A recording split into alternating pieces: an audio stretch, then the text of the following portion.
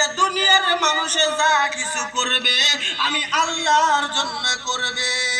আপনি নামাজ পড়েন আল্লাহর জন্য পড়বেন, আপনি যাকাত দিবেন আল্লাহর জন্য দিবেন, আপনি কুরবানি দিবেন আল্লাহর জন্য কুরবানি দিবেন, আপনি মানুষকে সহায় করবেন আল্লাহর জন্য সহায় করবেন, আপনি মাদ্রাসায় দান করবেন আল্লাহর জন্য, আপনি মসজিদে দান করবেন আল্লাহর জন্য।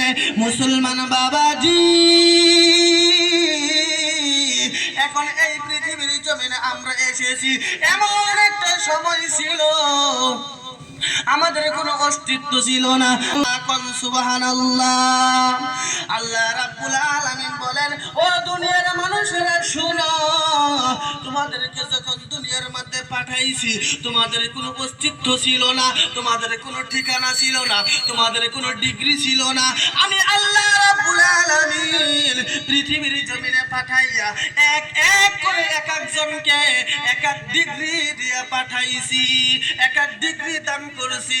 আমার মুসলমান বাবাজিরা, যেমন করে হযরতে ওমর রাদিয়াল্লাহু তাআলা আনহু পৃথিবীর জমিনে আসার পরে উনি কিন্তু কাফির ছিলেন, যখন ইসলাম গ্রহণ করলেন, ইসলাম গ্রহণ করার পরে ওনার সঙ্গে রাদিয়াল্লাহু তাআলা আনহু